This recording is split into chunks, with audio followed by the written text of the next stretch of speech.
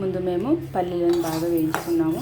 అవి బాగా వేగాయన్నప్పుడు ఒక అరకప్పు నువ్వులు, తెల్ల నువ్వులు వేసాము. ఇక్కడ మీకు కనిపిస్తుంటాయి తెల్ల నువ్వులు. ఎక్కువ వేసుకుంటే మనకు కొంచెం చేదు వస్తుందండి. అందుకే మనకు తగినంతగా, కొంతమంది ఎక్కువ తింటారు, కొంతమంది తక్కువ తింటారు. కానీ నువ్వులు కొంచెం తక్కువ ఉంటేనే చేదు అంతగా రాదు.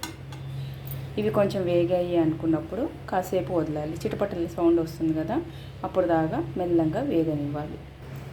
ఇవి ఇప్పుడు బాగా వేగినాయి. రెండు వేగిన తర్వాత దీన్ని మనము తీసి పక్కన ఇంకొక ప్లేట్లో వేసుకోవాలి.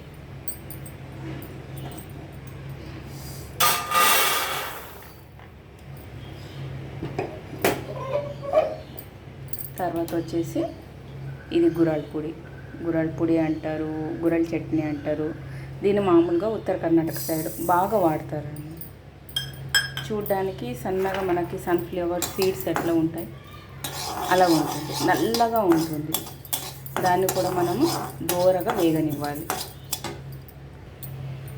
ఇవి కూడా ఇప్పుడు బాగా వేగినాయి కదా, దీన్ని కూడా మళ్ళీ మనము ఇంకొక ఆ ప్లేట్లోనే వేసేసుకుంటాం. ఎందుకంటే మొత్తం అన్నీ మిక్సీ కొట్టేస్తాం కదా, భయపడాల్సిన అవసరం లేదు. అన్నీ ఒక చోట వేసినా మనకేమి ఇబ్బంది ఉండదు. ఇప్పుడు మనము ఈ బాణంలోకి గుప్పెడు ఎండుమిర్చిలు వేసుకుంటాం, ఒక 12 నుంచి 14 దాకా. దీన్ని కూడా కొంచెం ద్వారగా వేసుకోవాలి. మనం కారం పొడి కూడా వేస్తాము. కొంచెం ఎండుమిర్చి వేసినా దాని టేస్ట్, ఫ్లేవర్ బాగుంటుంది. మన చలికి ఇలాంటివి చేసుకుంటే బాగుంటుంది.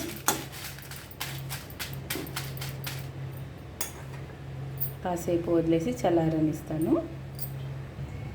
ఇలా వేయించుకున్నవన్నీ పక్కన తీసి పెట్టేసి చల్లారిన తర్వాత మనము ఒక 10-12 వెల్లుల్లి రెమ్మలు వేసి మిక్సీ కొట్టాలి. తగినంత ఉప్పు వేసుకోవాలి. కారం మాకు కావాలి ఇంకొంచెం అనుకుంటే కారం పొడి వేసుకొని చేసుకుంటే మనకి గురాళ్ళ పొడి రెడీ అయిపోతుంది. అంటే ఇది పల్లి, నువ్వులు, మళ్ళీ గురాళ్ళతో చేసింది. మనం ఏ కూరలోనైనా వేసుకోవచ్చు. అలాగే మనకు కావాలంటే కొంచెం పెరుగు వేసుకొని తింటే బాగుంటుంది దాంట్లో చపాతీతో పాటు. లేదు వేడి అన్నంలో మనం వేసుకొని కలుపుకొని తిన్నా బాగుంటుంది. ఏ కూర పైన వేసినా అది కూడా టేస్ట్గా వస్తుంది.